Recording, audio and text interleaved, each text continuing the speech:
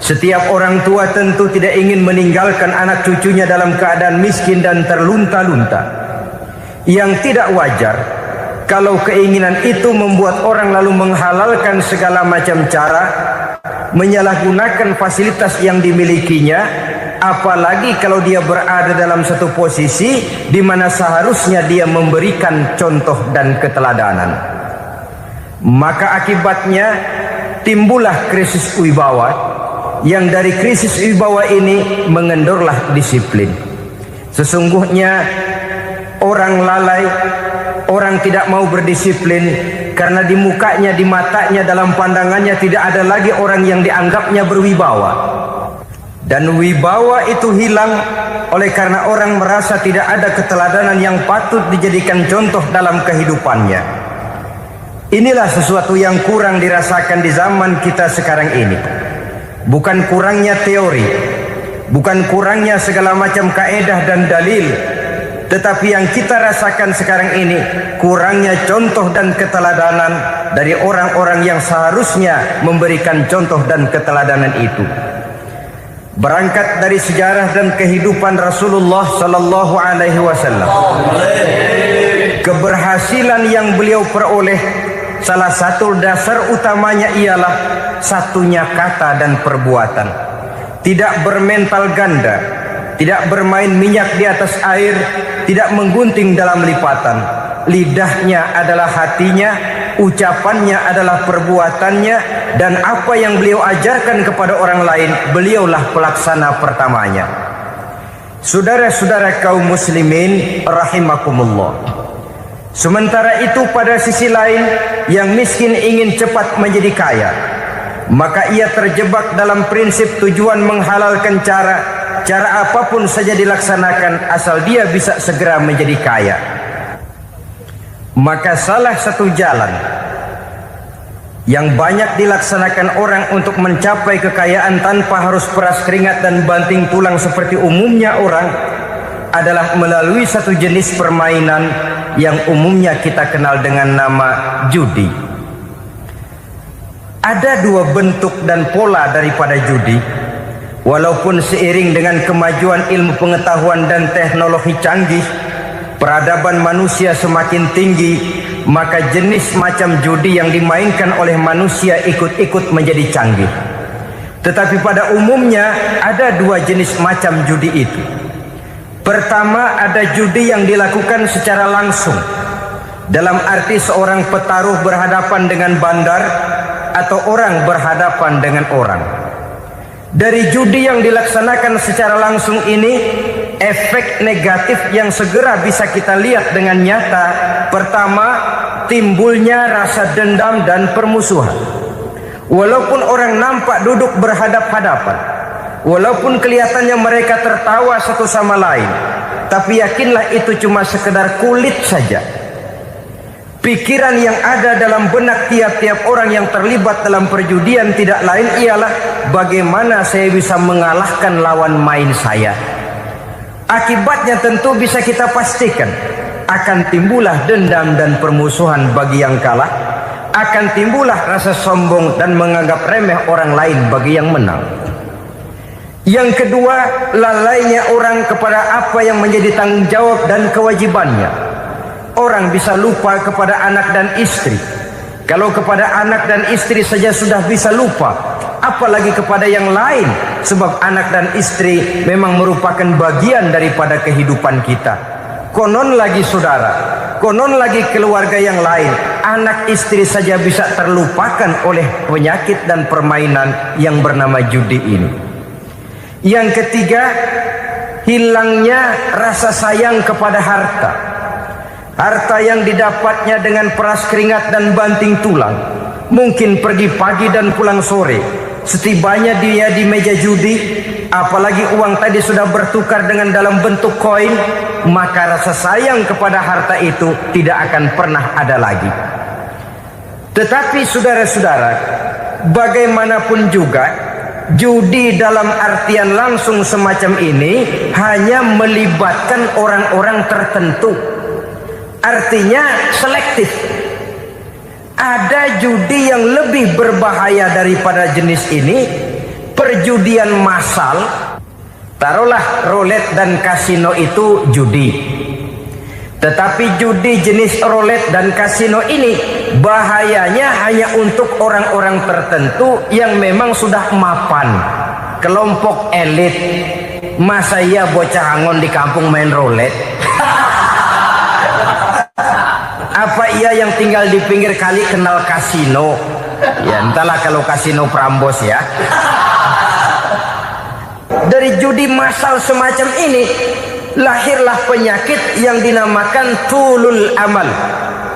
Tulul amal, orang yang terlalu panjang angan-angan. Bukan tidak boleh orang bercita-cita, sebab cita-cita itu perlu. Katanya manusia tidak makan masih bisa hidup 1 bulan lebih. Manusia tidak minum masih bisa hidup 3 hari lebih. Tapi manusia tidak punya cita-cita 1 jam pun dia tidak akan bisa hidup.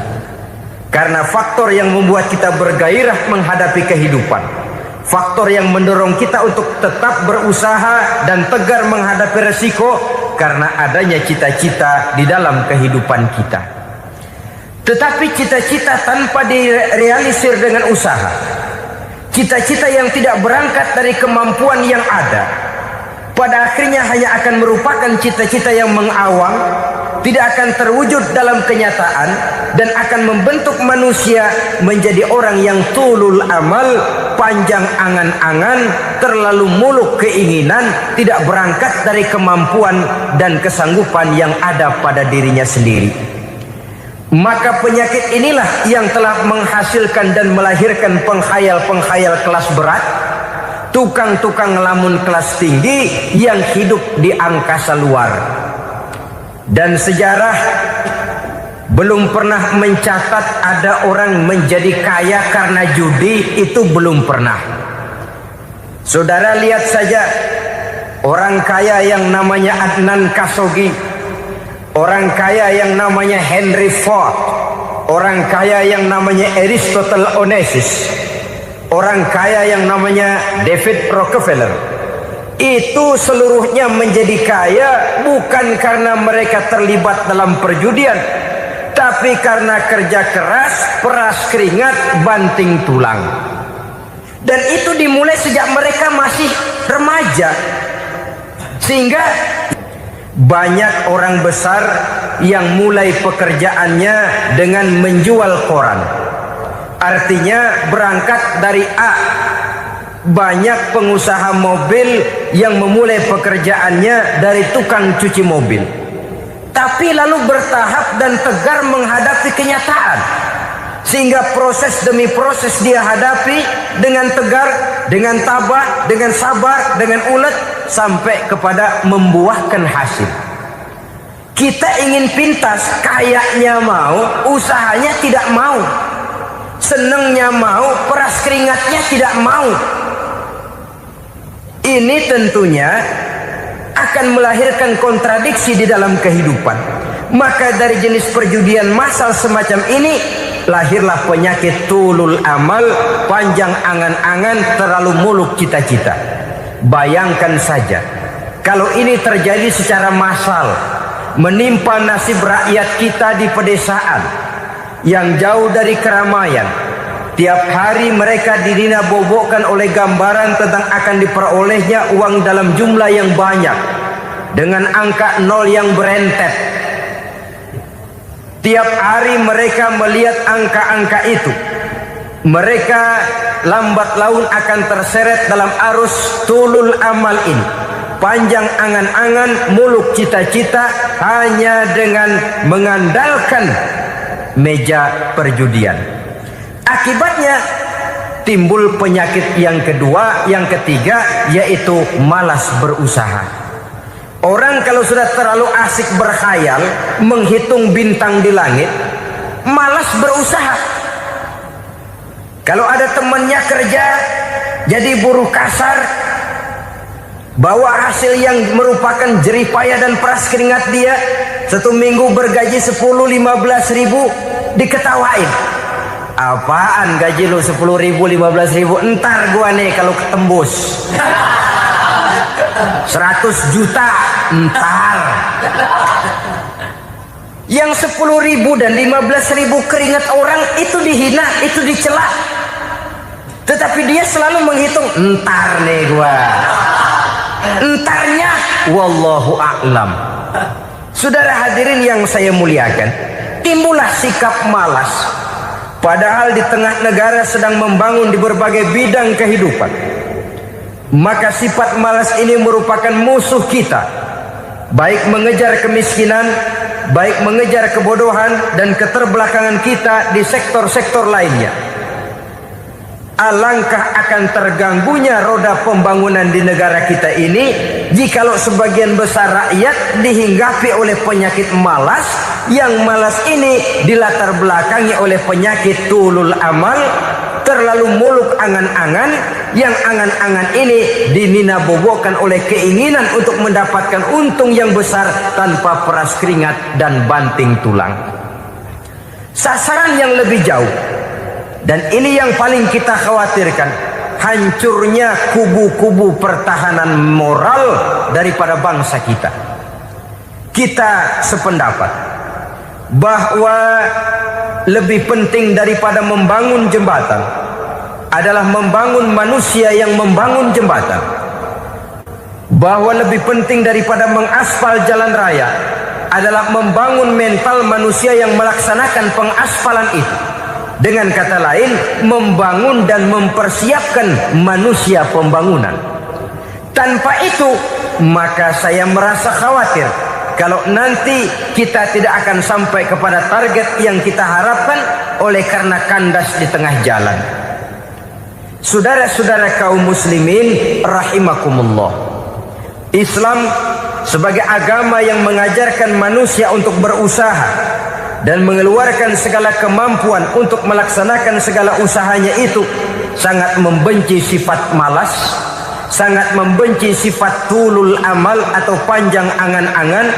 Dan oleh karena judi melahirkan dua sifat itu, Islam sangat menganjurkan pengikutnya untuk menjauhi segala macam jenis perjudian, baik yang terang-terangan maupun yang dilakukan secara samar-samar, tidak ketara, judi canggih sesuai dengan canggihnya teknologi daripada manusia itu sendiri. Ini adalah penyakit yang meracuni masyarakat manusia dari sejak berpribadi, bertetangga, berumah tangga, sampai kepada berbangsa dan bernegara. Dan kasus-kasus yang timbul sudah cukup banyak, yang tidak mungkin lagi kita katakan hanya sekedar bersifat kasuistis, bersifat kasus-kasus kecil saja. Sebelum riaknya naik ke permukaan, marilah kita membuat benteng untuk masing-masing pribadi muslim memelihara dan menjaga diri jangan terseret dalam permainan yang bernama judi, apapun bentuknya, bagaimanapun cara dan ragamnya. Karena jelas bahayanya lebih besar daripada manfaatnya. Taruhlah kita barangkali kemarin-marin hanyut dalam arus perjudian, tetapi hendaknya kita bisa mengambil pelajaran bahwa seorang mukmin adalah seorang yang apabila dia melakukan kesalahan, dia segera sadar, dijadikannya pelajaran untuk tidak diulanginya lagi pada masa-masa yang akan datang. Dengan sikap semacam itu, kita tidak lagi akan mengulangi kesalahan-kesalahan lama, dan grafik kehidupan kita dari hari ke hari akan makin menunjukkan hal-hal yang baik dan positif adanya. Saudara-saudara kaum muslimin rahimakumullah, kalau ABRI masuk desa, rakyat beruntung. Kalau jaksa masuk desa, rakyat bahagia. Kalau koran masuk desa, rakyat ikut jadi cerdas. Tapi kalau judi masuk desa, rakyat kiamat. Pembangunan akan terbengkalai, roda perekonomian akan lesu. Karena mestinya orang membelanjakan uang untuk sesuatu yang dia perlukan, akhirnya dia belanjakan untuk sesuatu yang dia tidak perlukan, karena gambaran, khayalan akan mendapat keuntungan yang jauh lebih besar lagi. Padahal istilah orang-orang tua kita dulu, lebih baik makan singkong betulan daripada makan roti ngimpi. Artinya uang yang 1.000-2.000 rupiah itu lebih baik dibelikan beras, dimasak, makan bersama anak dan istri, terasa nikmat dan halalnya, ketimbang beli kertas lalu ngelamun, menghayal, menghitung yang bukan-bukan.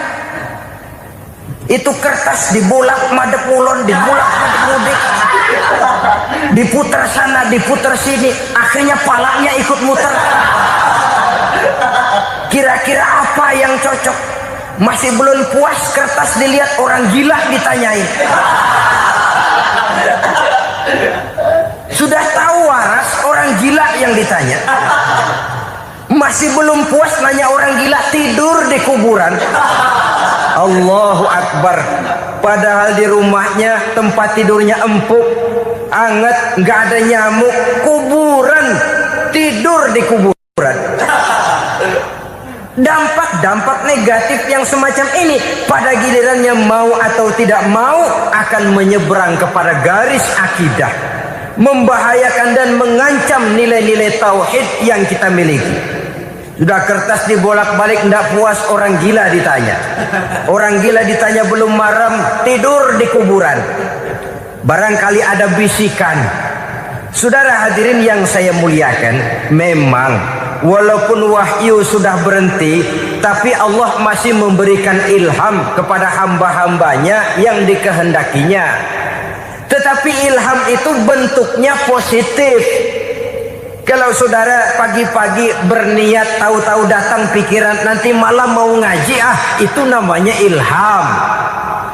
Kalau saudara sedang merenung, tahu-tahu datang pikiran, saya mau sedekah, itu namanya ilham, bentuknya positif. Tapi kalau ngelamun, tahu-tahu datang pikiran nomor sekian sekian sekian pasang, itu bukan ilham, itu belis. Saudara hadirin yang saya muliakan, tidak puas tidur di kuburan, cari yang lebih paten lagi, dukun ditanya. Nah, saya ingin menuduhkan persoalan. Apa tidak boleh orang ziarah kubur? Apa tidak boleh orang pergi ke dukun? Ini dalam kaitannya dengan judi, karena ini penyakit yang sudah merajalela, mewabah di kalangan masyarakat kita di lapisan yang bawah ini. Saudara hadirin yang saya muliakan, ziarah kubur bukan saja boleh, malah dianjurkan oleh Nabi. Tetapi ziarah kubur yang dianjurkan oleh Nabi itu dengan tujuan pertama, agar orang ingat kepada mati. Kafa bil mauti wa'izah, kata Nabi. Cukup dengan mengingat mati menjadi pelajaran bagi kamu semua. Maka etikanya diajarkan, kalau saudara ziarah kubur, sampai di depan pintu kubur itu kan, Assalamualaikum ya ahlal kubur wa inna insyaallahu bikum lahikun. Kami satu saat insya Allah pasti akan menyusul kamu. Kalau kamu sekarang berbaring di sini, satu saat kami akan berbaring di sini. Ziarah kubur mengingatkan orang kepada mati. Orang yang ingat kepada mati, gaya hidupnya lain dengan orang yang tidak ingat mati. Nah, orang kalau nggak ingat mati, gaya hidupnya nggak terkontrol. Kalau dia berkuasa, Fir'aun. Itu nggak ingat mati. Kalau dia kaya, Korun. Sudah gambarannya nggak merupakan gambaran-gambaran yang baik. Orang yang ingat mati, dia berkuasa, dia berlaku adil. Suatu saat saya akan mati dan ini akan dimintakan pertanggungan jawab. Orang kaya ingat mati, dia akan jadi pemurah. Kenapa? Kalau saya diberikan ilmu, pertanyaan akhirat cuma satu, ilmumu kau amalkan untuk apa? Kalau saya diberikan umur panjang, pertanyaan akhirat cuma satu, umurmu kau habiskan di mana? Tapi jikalau saya diberikan harta, pertanyaan akhirat ada dua, hartamu kau dapat dari mana, kau belanjakan kemana? depannya ditanya, belakangnya ditanya. Dapat dari mana, dibelanjain kemana? Sebab dua-duanya berkaitan dengan kegiatan. Kadang-kadang dapatnya dari jalan yang baik, tapi keluarnya ke tempat yang tidak baik, itu pun tidak betul. Atau dapatnya dari yang tidak baik, tapi dibelanjakan untuk yang baik, itu pun tidak bisa diterima. Oleh karenanya, dengan mengingat mati, gaya hidup seseorang jadi terkontrol karenanya. Yang kedua, dianjurkan kita untuk berziarah kubur itu mendoakan orang-orang yang sudah meninggal. Mal mayyitu fi qabrihi illa kal gharikil mutaghawis, kata Nabi. Orang yang sudah meninggal itu di alam barzakhnya adalah seperti orang yang tenggelam di lautan, menunggu doa dari keluarganya yang masih hidup. Apakah itu anaknya, kemenakannya, cucunya, dan lain sebagainya. Adapun yang kalau kita ziarahi itu kuburnya orang-orang yang kita tahu merupakan orang soleh, orang yang berjiwa bersih, yang kita kenal ketakwaannya kepada Allah Subhanahu wa Ta'ala, tidak ada salahnya kita bertabarruk, asal jangan dengan satu keyakinan bahwa dia secara mandiri bisa mendoakan kita. Dia hanya bisa melakukan itu hanya dengan izin Allah. Nah, umumnya orang kalau sudah ziarah ke kubur-kubur keramat itu Allahnya kelupaan. Itu yang dikhawatirkan merusak dan mengganggu akidah. Sehingga di awal-awal perkembangan Islam, Nabi pernah melarang orang ziarah kubur itu.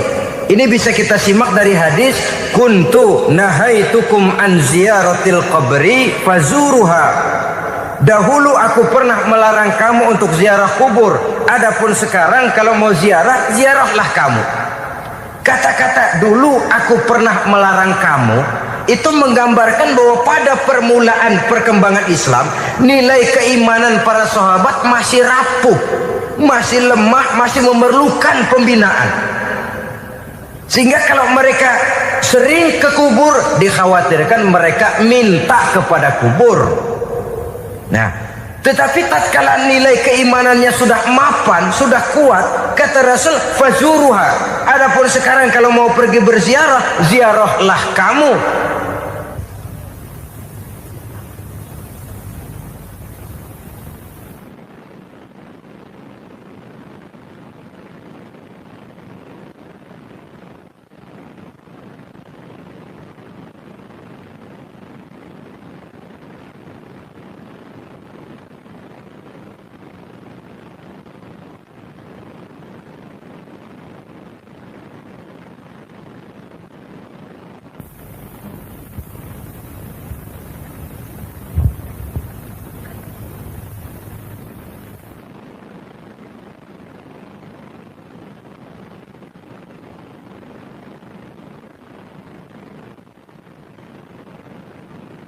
Saudara hadirin yang saya muliakan, jadi jangan melupakan Allah. Saya bisa saja berkata, kalau saya misalnya pakai cincin, lalu saya bilang, saya sejak pakai cincin ini, jangan anak gadis, nenek-nenek ngelihat saya lemes. Atau sejak pakai cincin ini dagangan laris bener. Cincin itu yang menggelincirkan akidah. Untuk tidak tergelincir, orang harus tidak melupakan Allah. Dia bisa berkata, alhamdulillah Allah memberikan keistimewaan kepada batu cincin saya. Batu cincinnya tidak apa-apa, Allah yang memberikan keistimewaan. Ini dalam bentuk yang langsung. Dalam bentuk yang tidak langsung kita bisa lihat, misalnya kalau petani ditanya, oh ini bisa panen besar ini rahasianya apa Pak? Oh, pupuk urea. Pupuk urea. Nah, Allah nomor 16. Seorang petani yang baik keimanannya, dia akan berkata, kami bisa panen besar karena izin Allah. Lah kalau pupuknya mah pakai pupuk urea, izin Allahnya dulu. baru kemudian pupuknya nyusul. Jadi sebenarnya bukan cuma pergi ke dukun yang bisa merusak keimanan, pergi ke dokter juga bisa loh merusak keimanan. Kalau berkeyakinan bahwa dokter itulah yang memberikan sembuh, kenapa akidah saudara tidak tergelincir karenanya? Dokter hanya memberikan obat dan resep, sembuh itu datangnya dari Allah. Ini yang diungkapkan lewat lisan Nabi Ibrahim alaihi salam, wa idza maridtu fahuwa yashfini. Apabila aku sakit, dialah Allah yang memberikan sembuh. Memberikan sembuh. Jangan juga menyalahartikan ayat ini. Ada ayat begini sakit terus nekat. Udah nggak usah berobat dah, emang penyakit dari Tuhan, ntar waktunya baik ya baik dah. Udah ampek terus dah. Orang yang berobat saja belum tentu sembuh, apalagi yang tidak berobat. Sama juga orang nggak sembahyang kita ajakin ngotot, lu juga yang sembahyang belum tentu masuk surga katanya. Lah yang sembahyang belum tentu masuk surga, bagaimana cengoran lu yang nggak sembahyang?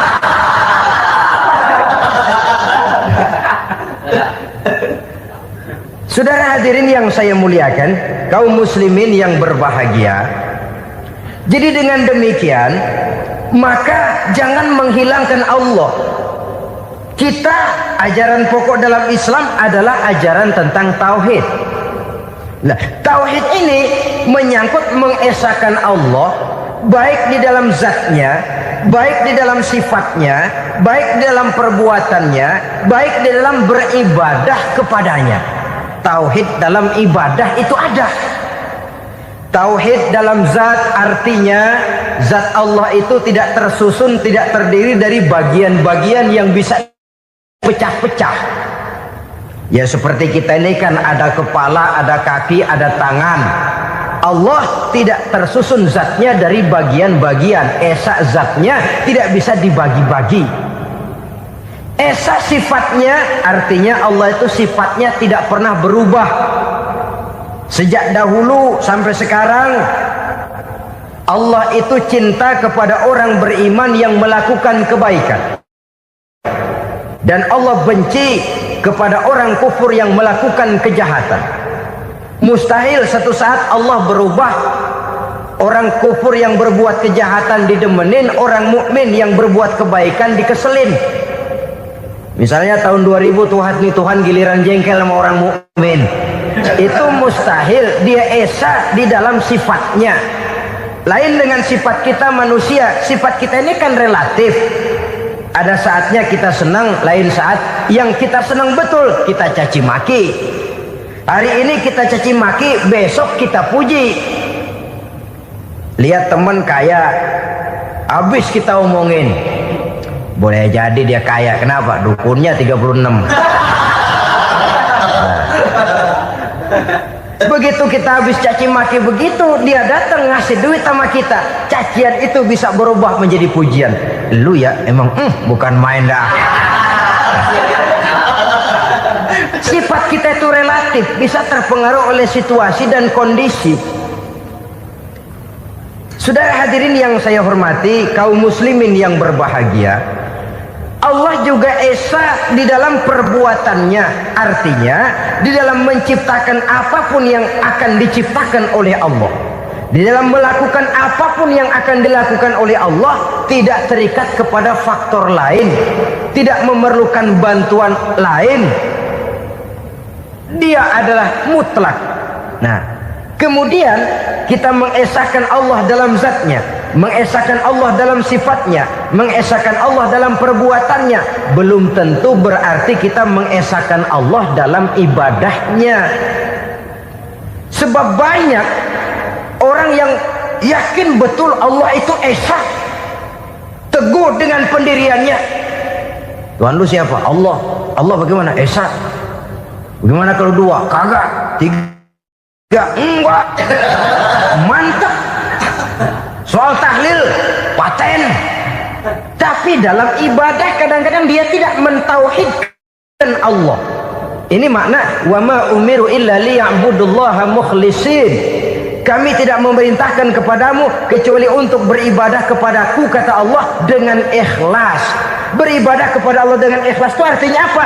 beribadah hanya untuk Allah saja. Nah, kalau hanya untuk Allah saja, lalu kita minta berdoa di depan kuburan orang yang soleh, apa syirik? Tidak syirik. Kalau kita berkeyakinan bahwa orang tempat kita memanjatkan doa itu hanya bisa mendoakan kita dengan izin Allah. Dia sendiri tidak punya kekuasaan apa-apa. Tanpa izin Allah dia tidak bisa berbuat apa-apa. Itu tidak menyebabkan orang menjadi syirik. Sama saja dengan kalau saya berkata tadi, alhamdulillah Allah telah memberikan keistimewaan kepada batu cincin saya. Apa salahnya Allah memberikan keistimewaan kepada benda-benda mati? Allah memberikan keistimewaan kepada Hajar Aswad, benda mati. Allah memberikan keistimewaan kepada Masjidil Haram, benda mati. Allah memberikan keistimewaan kepada Ka'bah, benda mati. Orang tawaf keliling Ka'bah, sembahyang di Masjidil Haram, sujud menghadap kepada Ka'bah, apakah jadi syirik? Tidak, kita menyembah Ka'bahnya, kita menyembah yang punya Ka'bah itu. Nah, di sini kita lihat bahwa fungsi Ka'bah hanya merupakan wasilah. Tapi kalau Allahnya kita hilangkan, jadilah kita penyembah batu. Hanya saja batu itu berbentuk 4 bernama Ka'bah. Sa'i, orang yang melaksanakan haji, lari-lari antara Safa dan Marwah, amalan apa itu? Seakan-akan kita menghormati bukit-bukit, gunung-gunung. Tapi bukan itu yang kita tuju dalam pelaksanaan sa'i itu. Yang kita tuju adalah ini perintah Allah. Allahnya yang diutamakan. Maka hal semacam ini tidak menyebabkan orang menjadi syirik dan tergelincir dari tauhid. Tapi kalau ziarah kubur dengan niat cari buntutan, nomor yang cocok, ini niatnya saja sudah salah. Nah, kalau berangkat dengan niat yang salah, sampai di sana saya yakin, seyakin-yakinnya amalannya pasti salah. Nah, kubur yang diziarahin bukan kubur orang soleh. Ya mana ada orang soleh ngasih kode buntut. Ada juga orang salah. Orang soleh itu kadang-kadang dia nggak tahu kuburan siapa, nongkrong aja di situ. Memang sulit saudara-saudara, mental ya, namanya mental. Kalau memang mental sudah mental judi, apa saja bisa dijudiin. Jadi orang nggak perlu sebenarnya pemerintah terlalu gini, nggak usah. Kembali saja kepada mental. Kalau mental memang sudah mental judi, apaan aja bisa dijudiin. Pulang tengah malam nabrak babi, babi yang keluar nih.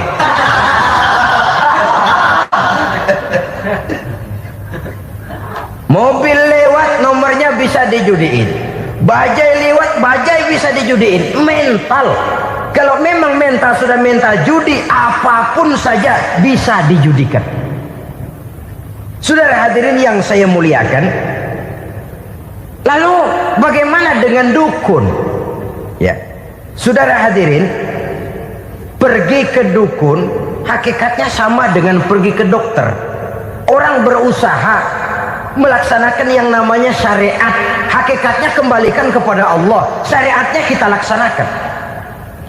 Tetapi, nah ini tetapi, yang pertama saudara harus tahu betul dukunnya itu bayang apa enggak, agamanya kuat apa enggak. Sebab ya tentu tidak ada dukun yang jelek, karena pada umumnya penyakit dukun itu kan nyohor, iklan lewat koleha-kolehanya. Kita bisul kecil datang, kita dukun, ini si kecil kemarin bisul kayak kelapa 5 menit baik. 5 menit padahal kemarin kagak ada yang datang. Diolah sedemikian rupa supaya orang mantap. Jadi jangan asal sembarangan. Kadang-kadang lihat potongan dukunnya aja kita ngeri. Mukanya sudah klemot, nggak pernah tersentuh air wudhu. Jangankan air wudhu, mandi aja jarang. Yang kayak begini yang dipegang mati-matian, yang dipercayai habis-habisan. Akan kita kemanakan tauhid kita ini? Apalagi kalau perginya sudah dengan niat mencari nomor yang jitu. Itu saya katakan lagi tadi, berangkat saja sudah dengan niat yang salah. Orang berusaha silakan. Sama juga kita ke dokter.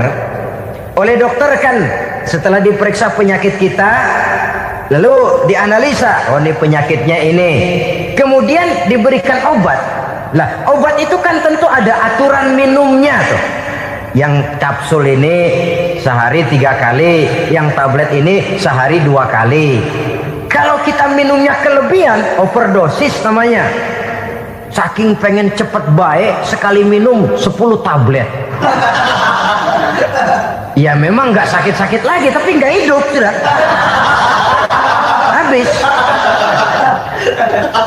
Kita pun dalam melaksanakan amalan hidup beragama begitu. Saudara datang kepada kiai, orang-orang soleh, meminta amalan, wiridan, itu jangan sampai overdosis. Tidak sesuai dengan kemampuan pribadi. Wong masih SD sudah minta matematika kelas SMP, celeng. Baru SMP sudah minta diajarkan filsafat kelas perguruan tinggi, semaput. Kenapa? Daya tampungnya nggak kuat. Emang ukuran secangkir, minta di sini seember, ya luber. Lebihnya nggak cukup. Kenapa? Yang diberikan, yang diamalkan tidak sesuai dengan makomnya, tidak sesuai dengan kemampuan yang ada pada dirinya. Saudara hadirin yang saya muliakan, akhirnya apa? Mencelakakan dirinya sendiri, ngawur. Baru sembahyang seminggu udah ngaku ketemu malaikat. Oh, sembahyang ditemenin malaikat lah, sembahyang baru seminggu mulai. Tuh malaikat iseng anak.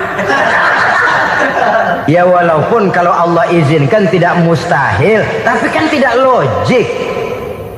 Orang yang melaksanakan ibadah puluhan tahun memerlukan riyadhah dan latihan, khusyuk dan tawadhu, penuh tazallul, merendahkan diri di hadapan Allah, belum tentu mendapat karunia yang semacam itu. Saudara hadirin yang saya muliakan, jadi dengan kata lain, yang pertama, lihatlah dulu kualitas dukun yang akan saudara datangi itu. Ini kualitas black apa kualitas white? Aspal apa cat putih? Sehingga jangan sampai kita salah pilih. Sebab biasanya orang kalau sudah hanyut di kali, rumput pun dia pegangin. Dia tahu kalau rumput tidak akan bisa menahan bobot badannya, tapi karena posisinya posisi terjepit, rumput pun dia pegang. Ini satu gambaran psikologis betapa orang dalam keadaan panik, kepepet, kejepit, yang tidak mestinya dipegang pun akan dipegangnya juga. Walaupun dia tahu itu tidak akan bisa menahan bobot badannya, namun dipegangnya juga. Oleh karenanya, yang pertama, lihat dulu kualitas dukunnya. Yang kedua, saudara-saudara, jangan berkeyakinan bahwa dukun itulah yang memberikan permintaan saudara. Si dukun hanya bisa dengan izin Allah. Nah ini kuncinya. Kalau izin Allahnya dihilangkan, dan ini yang jarang. Biasanya kalau kita diajak ke dukun, di sono aja no paten banget, abah ano, abah ini, abah ano, abah-abah. Lah, lalu pikiran kita kan terfokus. Dikala itulah kita mulai menyampingkan Allah. Di situ yang dikhawatirkan nilai tauhid kita jadi tergoyah karenanya. Bahwa orang yang kita datangi, yang kita kenal kesolehan dan ketakwaannya, hanya bisa memberikan pertolongan dengan izin Allah. Dengan izin Allah dia doakan kita dan doanya kabul. Dengan izin Allah dia penuhi hajat kita dan hajat kita jadi terlaksana, jadi kenyataan dengan izin Allah. Sebab Allah itu memberikan keistimewaan. Ada waktu istimewa, ada tempat istimewa, ada jam istimewa. Kenapa sih sedekah hari Jumat dengan sedekah hari Kamis pahalanya kok lebih besar hari Jumat? Karena itu waktu istimewa.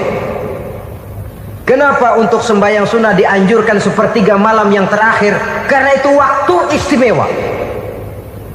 Kenapa doa di Multazam, di dekat Hajar Aswad, di Hijr Ismail, di Raudhah dikabulkan Allah? Karena itu tempat istimewa. Memang kadang-kadang ada orang berkata, kalau mau berdoa kenapa mesti di kuburan wali? Di rumah juga berdoa, Tuhan dengar. Betul, Tuhan dengar, bahkan tidak berdoa pun Allah tahu isi hati kita. Tapi soal dikabulkan atau tidak, itu hak Allah. Dan Allah memberikan fasilitas kepada tempat-tempat tertentu dan istimewa. Dan itu diajarkan oleh Nabi. Di Raudhah perbanyak doa. Kenapa? Itu tempat yang mustajabah. Artinya Allah memberikan keistimewaan kepada tempat-tempat tertentu. Dalam konteksnya dengan ini, makom para aulia, para wali, para ulama soleh, tidak ada salahnya kita berdoa di sana, bertawassul, bukan meminta kepada si kiai, bukan meminta kepada si ulama, bukan meminta kepada si wali, meminta kepada Allah melalui tempat yang orangnya kita yakin dekat dengan Allah. Walaupun Allah tidak memerlukan perantara, itu jelas. Allah tidak memerlukan calo, memang. Tapi Allah menyediakan waktu dan tempat-tempat istimewa. Itu harus kita manfaatkan untuk mendekatkan diri dan berdoa kepadanya. Saudara-saudara kaum muslimin rahimakumullah, saya kembali dalam konteksnya dengan dukun yang akhir-akhir ini jadi populer karena merajalelanya judi sampai kepada desa-desa, pedesaan-pedesaan terpencil, yang akibatnya menjauhkan orang dari nilai tauhid. Padahal benar kalau orang berkata kadzabal munajjimun walau sodaku, tukang-tukang ramal itu bohong walaupun benar. Kalaupun betul, kebetulan. Itu maksudnya bohong walaupun betul, betulnya betul kebetulan. Maka para remaja itu biasanya gemar kepada membaca bintang Anda minggu ini, kan begitu toh? Nah, apa Aries, apa Virgo, apa Leo dan sebagainya, dan itu memang menarik untuk dibaca. Rezeki sebelah kulon, asmara anget. Saudara hadirin, hal yang semacam ini boleh saja untuk dibaca, tapi tidak untuk diyakini kebenarannya. Boleh saja untuk dibaca, tapi tidak untuk diyakini kebenarannya. Karena meyakini kebenarannya sama saja dengan mendahului Allah. Dan itu bisa menggelincirkan nilai-nilai tauhid kita. Tauhid dalam ibadah saya katakan tadi, menyembah hanya kepada Allah, bermohon hanya kepada Allah dengan menggunakan fasilitas-fasilitas yang disediakan oleh Allah, baik berupa waktu maupun tempat-tempat tertentu dan orang-orang. Ya, kalau waktu dan tempat saja ada yang diberikan keistimewaan oleh Allah, padahal tempat itu benda mati, apalagi manusia yang merupakan makhluk hidup. Saudara hadirin yang saya muliakan, saudara-saudara kaum muslimin yang berbahagia, sehingga dengan demikian kita tetap menjaga nilai-nilai akidah. Dan dengan ini syariat kita laksanakan tanpa membuang hakikat. Sebab hakikat tanpa syariat itu kosong. Syariat tanpa hakikat juga tidak ada tujuan. Yang penting hati bersih, nggak sembahyang nggak apa-apa. Mana bisa begitu, Mas? Kalau memang hati bersih nggak usah sembahyang nggak apa-apa. Nabi Muhammad dulu berhenti dong sembahyang. Sebab beliau orang yang hatinya paling bersih. Nah, orang yang hatinya paling bersih saja sembahyang yang nggak berhenti, masa kita lalu mau berhenti? Yang penting kan kita bisa dekat dengan Allah melalui perasaan, banyak-banyak ingat. Apa itu sembahyang? Macam-macam. Itu hakikat saja tanpa syariat ia tidak bisa. Syariat saja tanpa hakikat juga gerak lahir yang tanpa roh namanya. Kita melakukan sholat tapi kita tidak tahu untuk apa kita sholat dan kenapa kita sholat dan siapa yang kita sembah di dalam kita sholat. Sehingga dengan demikian keduanya tidak bisa terpisahkan satu sama lain, seperti halnya kulit dan isi. Barangkali pernah saya ingatkan, kulit penting, isi pun juga penting. Hakikat penting, syariat juga penting. Dan kita jangan salah mengartikan, terjebak dalam ucapan-ucapan yang masih memerlukan penafsiran, sehingga lalu kita cenderung mendiskreditkan dan menjelekkan para wali. Misalnya ada ucapannya Syekh Abdul Qadir Jailani yang berkata begini, barang siapa yang masuk ke rumahku lalu ia memakan makananku, maka ia akan masuk surga. Ini kalau ucapan ini dipahami secara apa adanya, ya jelas orang bisa tergelincir. Tapi kalau ditafsirkan secara betul, siapa yang masuk ke dalam rumahku? Di mana rumah Syekh Abdul Qadir? Di mana umumnya rumah para wali? Di masjid. Jadi siapa yang masuk ke dalam rumahku? Masjid. Lah kalau sudah di dalam masjid, makanannya apa? Getuh. Tentu saja tidak. Kalau sudah di masjid itu ya makanannya ya wirid, zikir, tahajud, baca Quran, paling kurang i'tikaf. Jadi siapa yang masuk ke masjid lalu dia sujud, wirid, zikir, ya jelas saja surga. Jangan membaca ucapan ini lantas rame-rame nyari bekas rumah Syekh Abdul Qadir. Rame-rame masuk ya rumah kecil. Saudara hadirin, kita terlalu terpaku kepada materi ucapan dan melupakan filsafat daripada ucapan itu sendiri. Dalam kondisi yang sedemikian, sangat boleh jadi orang lalu tergelincir karenanya. Oleh karena itulah saudara-saudara, saya kembali kepada satu prinsip, bahwa sebenarnya dengan tidak perlu menyalahkan pihak-pihak lain, mari kita kembali kepada sikap mental kita sebagai muslim. Kalau mental memang sudah mental penjudi, apapun bisa dijudikan. Tapi kalau mental itu tidak ada, walaupun di kiri kanan dan depan belakang banyak dibuka tempat-tempat perjudian, saya yakin kita akan mampu menahan dan menjaga diri. Sikap mental inilah yang memerlukan pembinaan dari kita semua. Sehingga dengan demikian kita akan menjadi pribadi-pribadi yang bisa bertahan dari segala gempuran-gempuran yang datang dari luar karena adanya prinsip ketahanan mental itu tadi. Sekali lagi saya ingatkan bahwa judi selamanya tidak akan pernah mendatangkan kebahagiaan. Judi tidak akan membuat orang menjadi kaya. Judi tidak akan membuat orang makin akrab berteman dan bersaudara. Yang jelas judi melahirkan permusuhan dan dendam, membangkitkan rasa malas, memulukan angan-angan tanpa mau peras keringat dan banting tulang, melalaikan orang dari tanggung jawab dan kewajibannya, membuat ia lupa kepada anak, istri dan seluruh keluarganya, dan pada akhirnya dia akan terjebak dalam satu permainan yang makin menjauhkan dia dari proses kesadarannya sebagai manusia. Sebagai uraian penutup, marilah kita renungi firman Allah dalam Al-Baqarah ayat 208. A'udzubillahi minasyaitonir rajim. Ya ayyuhalladzina amanu dukhulu fis silmi kafah wa la tattabi'u khutuwatis syaitan innahu lakum aduwwum mubin. Hai orang-orang yang beriman, masuklah kamu ke dalam keselamatan. Masuklah kamu ke dalam Islam secara keseluruhan. Jangan kamu mengikuti jejak-jejak setan, karena setan adalah musuhmu yang nyata dan jelas. Judi termasuk jejak-jejak yang ditinggalkan oleh setan untuk diikuti oleh kita agar kita mendapatkan kesengsaraan baik di dunia, lebih-lebih di akhirat nanti. Semoga Allah selamatkan kita, Allah selamatkan seluruh bangsa kita dari penyakit-penyakit judi yang melahirkan efek-efek negatif dalam kehidupan. Terima kasih atas perhatian saudara. Mohon maaf atas segala kekurangan. usikum wa nafsi bitaqwallah. Wassalamualaikum warahmatullahi wabarakatuh.